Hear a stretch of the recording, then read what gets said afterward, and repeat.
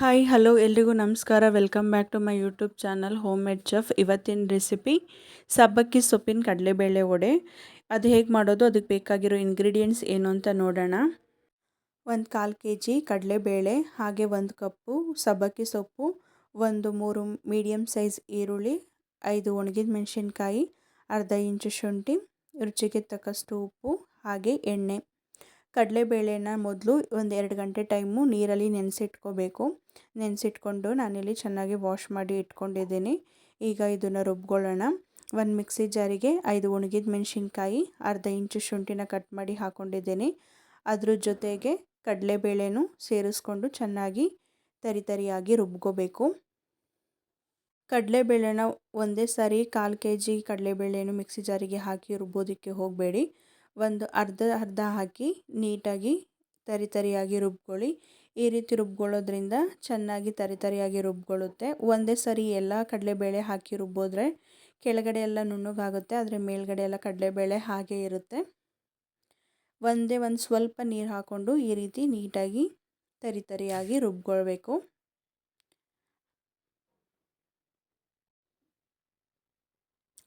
ಕಡಲೆಬೇಳೆ ಎಲ್ಲ ರುಬ್ಕೊಂಡಾದಮೇಲೆ ಅದನ್ನು ಒಂದು ಪಾತ್ರೆಗೆ ಹಾಕ್ಕೊಂಡು ಅದಕ್ಕೆ 3 ಕಟ್ ಮಾಡಿ ಇಟ್ಕೊಂಡಿರೋ ಈರುಳ್ಳಿ, ಹಾಗೆ 1 ಕಪ್ಪು ಕಟ್ ಮಾಡಿ ಇಟ್ಕೊಂಡಿರೋ ಸಬ್ಬಕ್ಕಿ ಸೊಪ್ಪು, ರುಚಿಗೆ ತಕ್ಕಷ್ಟು ಉಪ್ಪು ಸೇರಿಸ್ಕೊಂಡು ನೀಟಾಗಿ ಚೆನ್ನಾಗಿ ಕಲಿಸ್ಕೋಬೇಕು.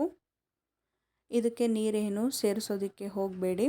ಕಡಲೆಬೇಳೆ ರುಬ್ಬುವಾಗೆ ನಾವು ಬೇಳೆಗೆ ಸ್ವಲ್ಪ ನೀರು ಹಾಕ್ಕೊಂಡು ರುಬ್ಕೊಂಡಿದ್ವಿ, ಅದರಿಂದ ಇದಕ್ಕೆ ಎಕ್ಸ್ಟ್ರಾ ನೀರೇನು ಹಾಕೋದಕ್ಕೆ ಹೋಗಬೇಡಿ. ಹಾಗೆಯೇ ನೀಟಾಗಿ 1-2 ಸಾರಿ ಚೆನ್ನಾಗಿ ಕಲಿಸ್ಕೊಳ್ಳಿ. ಈ ಹದಕ್ಕೆ ಕಲಿಸ್ಕೊಂಡಾದಮೇಲೆ ಒಂದು 10 ನಿಮಿಷ ಹಾಗೆ ಬಿಡಿ. ಅಷ್ಟರಲ್ಲಿ ಗ್ಯಾಸ್ ಆನ್ ಮಾಡಿಕೊಂಡು ಗ್ಯಾಸ್ ಮೇಲೆ ಒಂದು ಕಡಾಯಿ ಇಟ್ಕೊಂಡು ಕಡಾಯಿ ಬಿಸಿ ಹಾಕಿದ ತಕ್ಷಣ ವಡೆ ಫ್ರೈ ಮಾಡೋದಕ್ಕೆ ಎಣ್ಣೆ ಎಷ್ಟು ಬೇಕೋ ಅಷ್ಟು ಎಣ್ಣೆ ಹಾಕ್ಕೊಳ್ಳೋಣ. ಎಣ್ಣೆ ಬಿಸಿ ಆದಮೇಲೆ ರೆಡಿ ಮಾಡ್ಕೊಂಡಿರೋ ಈ ಹಿಟ್ಟನ್ನು ಚಿಕ್ಕ ಚಿಕ್ಕ ಉಂಡೆಗಳಾಗಿ ತಗೊಂಡು ಅದನ್ನು ಹೆಬ್ಬೆಟ್ಟಲ್ಲೇ ಈ ರೀತಿ ನೀಟಾಗಿ ಪ್ರೆಸ್ ಮಾಡಿ ನಿಮಗೆ ಎಷ್ಟು ಸೈಜ್ ಬೇಕೋ ಅಷ್ಟು ಸೈಜಿಗೆ ಪ್ರೆಸ್ ಮಾಡಿಕೊಂಡು ಎಣ್ಣೆಗೆ ಹಾಕೋಬೇಕು. ಎಣ್ಣೆಗೆ ಹಾಕುವಾಗ ಫ್ಲೇಮ್ನ ಲೋ ಫ್ಲೇಮ್ ಮಾಡಿಕೊಂಡು ಎಣ್ಣೆಗೆ ಹಾಕ್ಕೊಳ್ಳಿ. ಆಮೇಲೆ ಮೀಡಿಯಮ್ ಫ್ಲೇಮಲ್ಲೇ ವಡೆನ ಚೆನ್ನಾಗಿ ಫ್ರೈ ಮಾಡ್ಕೊಳ್ಳಿ. ಎರಡೂ ಸೈಡು ಈ ರೀತಿ ಬದಲಾಯಿಸ್ಕೊಂಡು ಚೆನ್ನಾಗಿ ಫ್ರೈ ಮಾಡಿಕೊಂಡ್ರೆ ಕ್ರಿಸ್ಪಿಯಾಗಿ ಹಾಗೂ ಟೇಸ್ಟಿಯಾದ ಸಬ್ಬಕ್ಕಿ ಸೊಪ್ಪಿನ ವಡೆ ರೆಡಿ ಆಗುತ್ತೆ. ಯಾರೆಲ್ಲ ಇನ್ನೂ ನನ್ನ ಚಾನಲ್ನ ಸಬ್ಸ್ಕ್ರೈಬ್ ಮಾಡಿಲ್ವೋ ಪ್ಲೀಸ್ ಸಬ್ಸ್ಕ್ರೈಬ್ ಮಾಡಿ.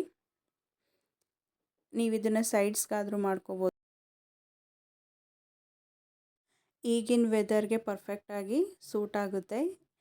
ಈ ರೆಸಿಪಿ ನಿಮಗೇನಾದರೂ ಇಷ್ಟ ಆಗಿದರೆ ನೀವು ಟ್ರೈ ಮಾಡಿ, ಹೇಗಿತ್ತು ಕಮೆಂಟ್ ಮಾಡಿ, ಹಾಗೆ ಸಬ್ಸ್ಕ್ರೈಬ್ ಆಗೋದನ್ನ ಮರಿಬೇಡಿ. Thank you for watching.